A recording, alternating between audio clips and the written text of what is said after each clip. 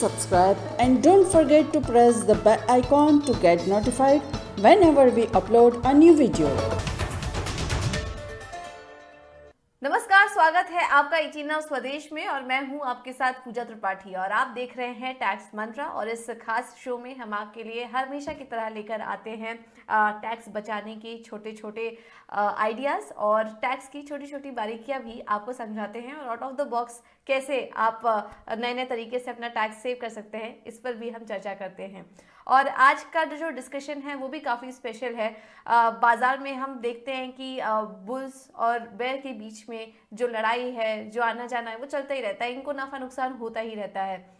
लेकिन इसमें कुछ इन्वेस्टमेंट ऐसे हैं, कुछ सदाबहार हम कह सकते हैं इन्वेस्टमेंट ऑप्शंस ऐसे हैं जो कि हमेशा आपके साथ रहते हैं, आपके मुसीबत के वक्त काम भी आते हैं, आपको रिटर्न भी अच्छा देते हैं और इसी के साथ ही साथ आपका टैक्स बचाने में भी आपकी मदद करते हैं। ऐसे ही कुछ इंस्ट्रूमेंट हैं पीपीएफ और सुकन्या समृद्धि योजना जो कि बेटियों के लिए अनाउंस की गई है। तो ऐसे कुछ स्मॉल स्कीम फंड्स हैं जिसके ज़रिए आप अपना टैक्स बचा सकते हैं।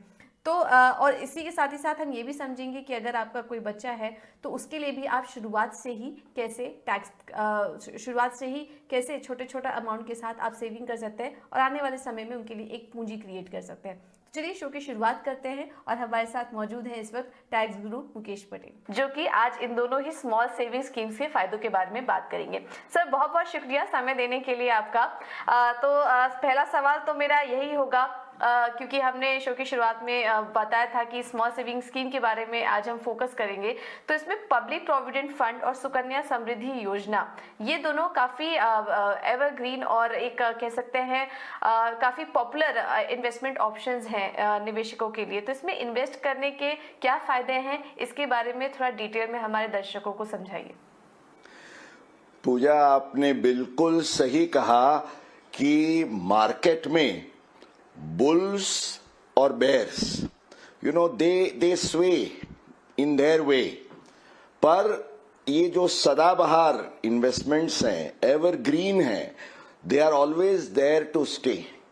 और जिनको मैं इन्वेस्टमेंट्स के आप किंग और क्वीन कह सकता हूं, ऐसे दो इन्वेस्टमेंट्स के बारे में हम आज बात करेंगे। एक तो पब्लिक प्रोविडेंट फंड और दूसरा सुकन्या समृद्धि योजना। अब सबसे पहले आपने मुझे पूछा कि इसके क्या विशेष फायदे हैं। अब समझिए कि अभी एक्चुअली इसके इंटरेस्ट रेट्स हर क्वार्टर में डिसाइड होते हैं। अप्रैल 2020 से लेके तो ऑलमोस्ट ये स्टेबल रहे हैं कि जैसे पीपीएफ पर 7.1% और सुकन्या समृद्धि योजना जो SSY कहते हैं जिसको हम, उस पर 7.6%, आधा % ज्यादा है। तो आपको शायद लगे कि ये 7.1 और 7.6, पर ये याद रखिए कि आज बैंक डिपॉजिट भी कोई 6% से ज्यादा नहीं देती है। In fact it is between 5 to 6। तो ऑलमोस्ट आपको 1.5 से 2% हायर रिटर्न मिलता है। और अगर आप कोई टैक्स ब्रैकेट में हो तो सबसे बड़ा फायदा आपको यह है कि बैंक डिपॉजिट का इंटरेस्ट तो टैक्सेबल भी है, बट ये जो पीपीएफ और SSY है उसका इंटरेस्ट कंप्लीटली टोटली एग्जम्प्ट है सेक्शन 10 के तहत। तो ये एक सबसे बड़ा विशेष आकर्षण है इसका।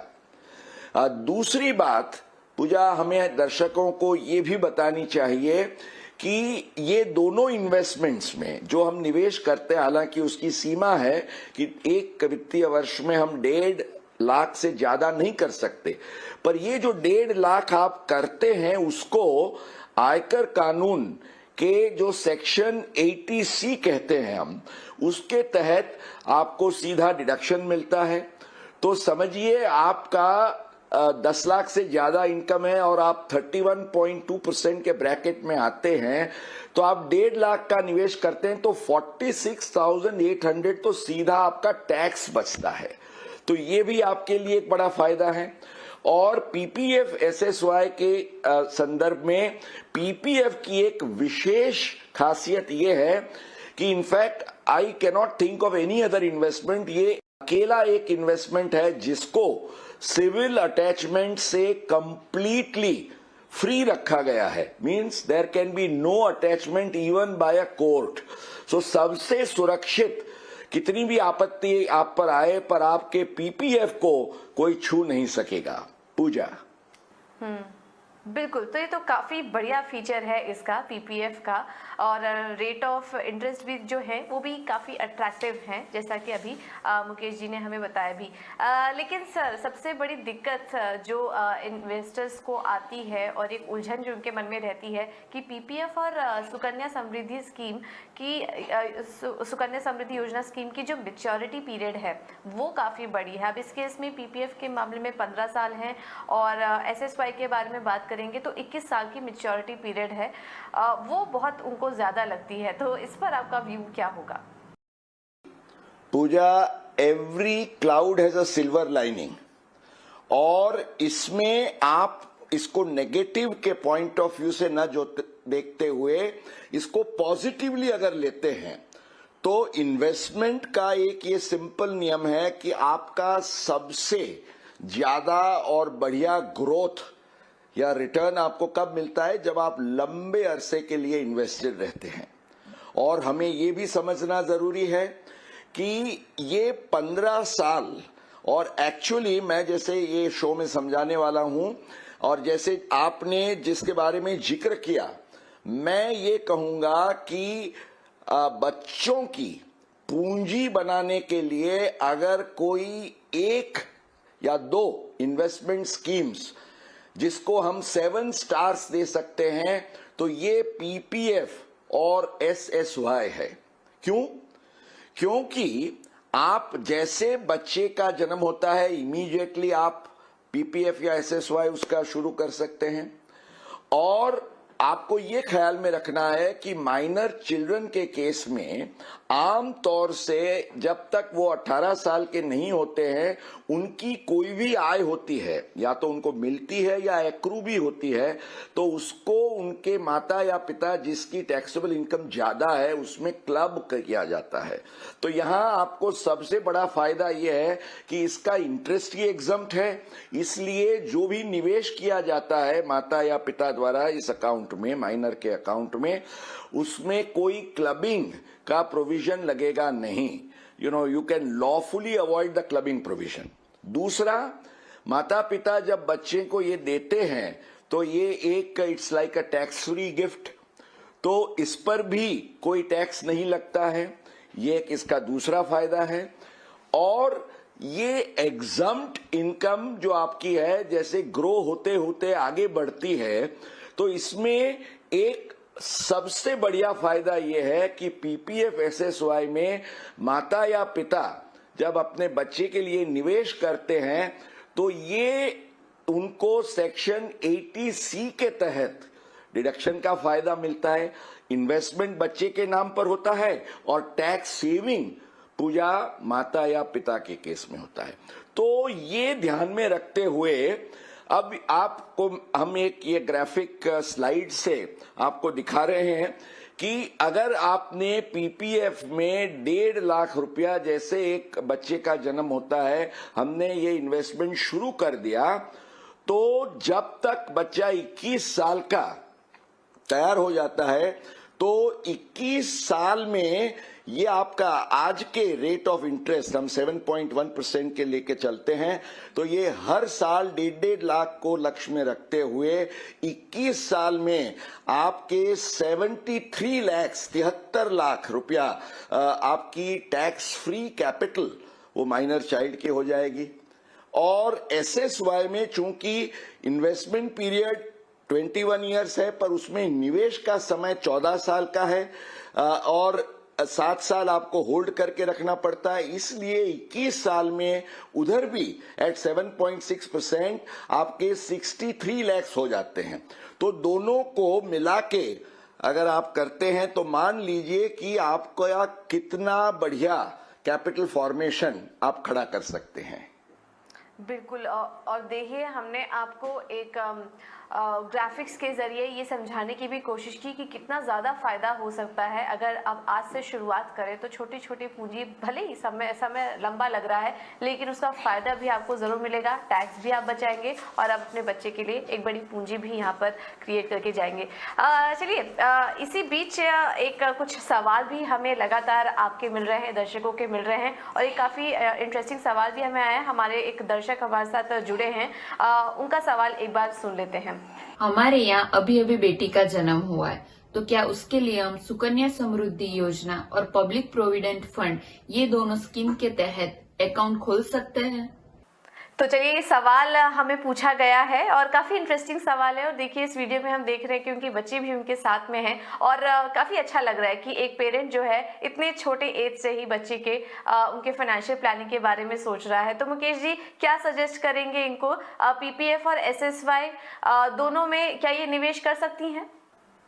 सबसे पहले तो हेमांगी, आपकी छोटी बहुत स्वीट बच्ची आपने वीडियो में भी दिखाई, बच्ची का, लक्ष्मी जी का आगमन आपके फैमिली में हुआ, उसके लिए आपको बधाई हो। और मैं कहूँगा, लक्ष्मी को जैसे एक विशेष स्थान दिया गया है, आपके लिए खुशखबरी ये है, ज्यादातर टैक्स पेयर्स या इन्वेस्टर्स को ये पता नहीं है। वो ये मानते हैं कि बेटी के लिए एसएसवाई होता है, बेटे के लिए पीपीएफ होता है, पर बेटी को डबल प्रिविलेज मिलेगा। हेमांगी, आपके केस में आपकी बेटी के लिए आप पीपीएफ अकाउंट और एसएसवाई अकाउंट दोनों खुलवा सकते हैं। So that is the good news for you. और दोनों का आप 1.5 लाख का निवेश है, उसमें भी आप टैक्स प्लानिंग कर सकते हैं। इन्वेस्टमेंट प्लानिंग तो होगा ही होगा। टैक्स प्लानिंग क्या करेंगे कि आप और आपके पति है, तो between the two of you आप डिवाइड कर लीजिए। आप जैसे बेटी के एसएसवाई अकाउंट में 1.5 लाख का निवेश करिए और एटीसी का डिडक्शन लीजिए। आपके पति है, वो बेटी के पीपीएफ का अकाउंट खोल के उसमें निवेश करे और वो भी 1.5 लाख का वो एटीसी का टैक्स सेविंग ले। तो इसमें आपको दुगना फायदा आपको मिलेगा। और सबसे बढ़िया, जैसे हम आगे ग्राफिक में देख रहे थे, at the age of 21 73 lakhs और 63 lakhs इन पीपीएफ और एसएसवाई को इकट्ठा करें तो आपकी बेटी के लिए 1,36,00,000 रुपए की टैक्स फ्री कैपिटल पूंजी आपने खड़ी कर दी होगी। तो मेरे ख्याल से वो हमेशा आपके लिए शुक्रगुजार रहेगी, क्योंकि उसके हायर एजुकेशन, उसकी शादी, उसका सेटलमेंट, वो सब के लिए ये बहुत काम आएगा। पूजा, मैं तो हमेशा कहता हूं कि जैसे घर में बच्चा जन्मे, सबसे पहला काम कराना है उसका बर्थ सर्टिफिकेट निकालिए और उसके साथ इमीडिएटली बैंक पर चले जाइए कि ये बर्थ सर्टिफिकेट है, ये माता या पिता जिसको गार्डियन बना के आप अकाउंट खोलना चाहते हैं उसका केवाईसी और पैन है, और इमीडिएटली आप 1 हफ्ते के अंदर ये अकाउंट खोल सकते हैं एंड स्टार्ट ग्रोइंग। तो बचपन से शुरुआत कर दी तो 21 साल में तो बड़ा वटवृक्ष खड़ा हो जाएगा।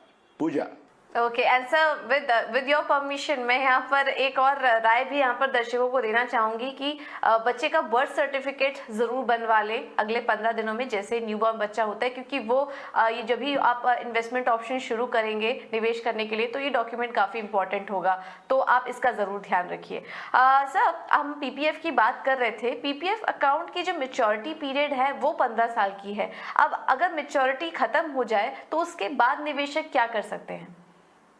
पूजा, एक अंग्रेजी में कहावत है, डायमंड्स आर फॉर एवर, माना हीरा जो है वो हमेशा झगमगाता है। पीपीएफ एक ऐसा इन्वेस्टमेंट का डायमंड है कि जो पूरी जिंदगी आपके लिए, एसएसवाई तो समझिए कि 21 साल होते हैं, उसके बाद बेटी के अकाउंट में पैसे क्रेडिट हो जाते हैं, पर पीपीएफ जो है वो आपके जन्म से लेके आपके मृत्यु तक आपको साथ दे सकता है and it can keep on growing continuously. आप पूछेंगी कैसे? क्योंकि पीपीएफ स्कीम के जो नियम है उसके आधार से जब आप पीपीएफ का अकाउंट खोलते हैं तो इसकी पहली अवधि जो होती है इन्वेस्टमेंट की वो 15 साल की होती है। अब 15 साल पर यह जरूरी नहीं है कि आप इसको मैच्योरिटी करके विड्रॉ कर लें। इनफैक्ट ख्याल रखिएगा कि 15 साल होने को है, उसके एक साल पहले उसके एक्सटेंशन के लिए एक पीपीएफ स्कीम के अंदर फॉर्म 4 है, वो फाइल करके आप उसको एक्सटेंड करा दीजिए। और ये जो एक्सटेंशन में फायदा ये है कि फिर 15 साल का नहीं होता है, 5-5 साल का एक्सटेंशन हुआ करता है। मेरे खुद की मैं बात करूं तो मेरे पिताजी ने, मैं जब छोटा था तो मेरा पीपीएफ का अकाउंट खुलवाया। फर्स्ट 15 इयर्स, 15 के 20, 20 to 25, 30, 35। आज मैं सीनियर सिटीजन प्लस हूं, पर मेरा पीपीएफ का अकाउंट चलता रहा है और रहेगा अंटिल माय लास्ट डे। और जैसे मैंने पीपीएफ मैजिक का ग्रोथ बताया, with the tax free income, you know, it grows into a big huge banyan tree. तो ये ख्याल रखते हुए, और खास तौर से मेरे दर्शक मित्रों को मैं ये सलाह दूंगा कि नए स्कीम में ये बहुत आवश्यक है कि आपका मैच्योरिटी 15 साल या 5 साल वाला जो हो, उसके एक साल पहले आप ये फॉर्म 4 बैंक में जमा कर दें, क्योंकि वो कंप्यूटराइज्ड स्कीम से वो जमा होता है। अगर आपने वो नहीं किया तो बैंक आपका अकाउंट कहेगा बंद कर सकते हैं। हालांकि एक नियम जरूर है कि आप नया निवेश न करते हुए भी अपना अकाउंट चालू रख सकते हैं। कई बार आपको ऐसा लगे मुझे अब नया निवेश नहीं करना है, पर पुराना जो है वो आप चालू रखिए। और पीपीएफ में हम हमारे कार्यक्रम के मनी मंत्र में इसके बारे में बहुत समय पे बात करते रहते हैं कि आपको विड्रॉल की भी फैसिलिटीज है। वो जो 15 साल होता है उसमें 6 साल के बाद विड्रॉ हर साल कर सकते हैं। 5-5 साल के जो ब्लॉक्स है, एक्सटेंडेड ब्लॉक्स, उसमें भी आपको विड्रॉल के काफी आकर्षक नियम हैं। तो लिक्विडिटी भी रहती है, आपका एक कंपलसरी ब्यूटीफुल सेविंग भी रहता है, और पूरी सुरक्षितता के साथ आप आगे बढ़ेंगे। पूजा। ओके, तो मुकेश जी, ये आपने पीपीएफ के बारे में काफी अहम जानकारी दी कि अगर 15 साल बाद मैच्योर हो भी गया है तो उसको आप 5-5 साल के लिए एक्सटेंड कर सकते हैं, और इसमें सालाना विड्रॉल करने की भी देखिए सुविधा आपको दी जाती है। तो काफी अच्छा इंस्ट्रूमेंट है, और जो तरीके आपको बताए गए इस पर आप नजर रख सकते हैं। अब मुकेश जी, इससे जुड़ा मेरा अगला सवाल होगा कि आप उन क्रिटिक्स के लिए आपका क्या जवाब होगा जो ये कहते हैं कि 7.1% का जो एनुअल इंटरेस्ट हमें मिल रहा है, स्टॉक मार्केट में तो देखिए इससे ज्यादा इंटरेस्ट और छोटे समय में हमें मिल जाता है। ऐसे भी कुछ कहने वाले लोग हैं जो कि अपना पैसा वहां लगाते हैं बजाय कि इस तरह के सेविंग इंस्ट्रूमेंट में, तो उनको आप क्या कहना चाहेंगे? पूजा जी, सबसे पहले तो उनको मैं इन्वेस्टमेंट प्लानिंग का जो सबसे महत्वपूर्ण गुरु मंत्र है वो याद कराऊंगा कि don't put all your eggs in one basket. Diversified investments रखने ही रखने चाहिए। मार्केट का भी इन्वेस्टमेंट बहुत जरूरी है, प्रॉपर्टी में करिए, गोल्ड में करिए, पर ये जो स्मॉल सेविंग्स हैं जो बिल्कुल सुरक्षित हैं, आपको बढ़िया रिटर्न्स देते हैं, कैपिटल फॉर्मेशन में हेल्प करते हैं, बच्चों की पूंजी बनाने के लिए इतने उपयोगी बन सकते हैं, उनको नजरअंदाज मत करिए। और आपसे क्या अपेक्षा हम रखते हैं ये कार्यक्रम से? केवल 1.5 लाख रुपया हर साल पीपीएफ में करें, 1.5 लाख आप एसएसवाई में करें। और जैसे पीपीएफ के मैजिक जो है वो तो हमने आपको दिखाया, पर जो 7.1 करके जो टकोर करते हैं, मैं उनको पूजा जी ये कहूंगा कि the magic of PPF investment, वो सचमुच एक जादू बन जाता है और एक नई दुनिया खड़ी कर देता है आपके लिए रिटर्न के। क्योंकि 2 महत्वपूर्ण उसके पहलू हैं, एक तो total exemption of the interest income, and second is 80C के तहत आपको जो डिडक्शन मिलता है। तो अगर ये दोनों का कॉम्बो हम करते हैं तो ये 7.1% कैन बिकम इवन 15%। आप कहेंगे ये कैसे? It is too good to be believed, but it is true. इसे समझाने के लिए ये एक छोटा सा वीडियो आपके पास हम पेश कर रहे हैं। Video please. पीपीएफ का मैजिकल रिटर्न ऑन इन्वेस्टमेंट को समझने के लिए यह छोटा सा वीडियो बड़ा काम करेगा। मान लीजिए आप 31.2% के मैक्सिमम टैक्स ब्रैकेट में हैं।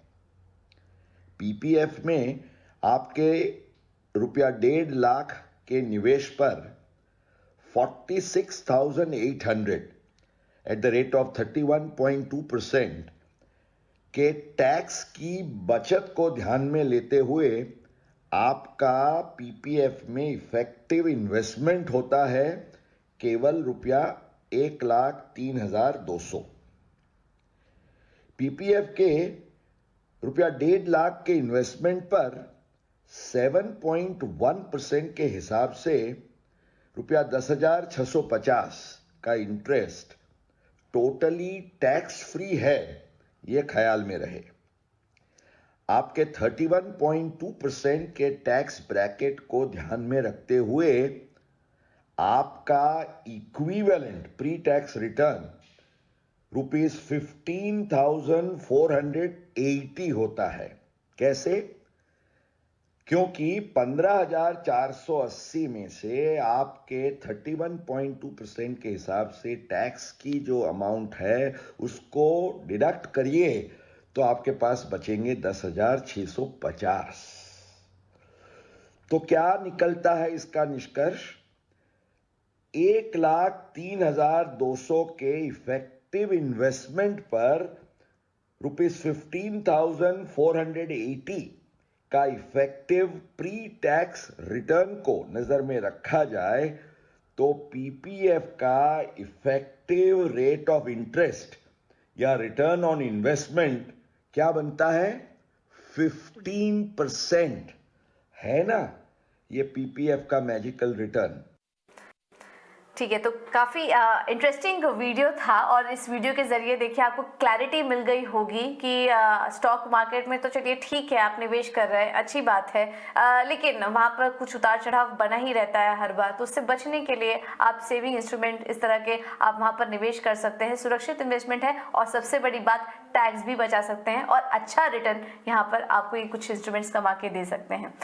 चलिए मुकेश जी, बहुत बहुत शुक्रिया आपका आज हमारे साथ जुड़ने के लिए और डिटेल में समझाने के लिए इन इंस्ट्रूमेंट्स के बारे में। उम्मीद है कि हमारे दर्शकों को काफ़ी ज़्यादा मदद मिली होगी और जिनके भी छोटे छोटे बच्चे हैं जो अपने बच्चों के लिए फाइनेंशियल प्लानिंग करना चाहते हैं, जैसे कि हमारे साथ अभी थोड़ी देर पहले एक दर्शक जुड़ी भी थी, और उम्मीद है कि उनको इससे काफ़ी मदद मिली होगी।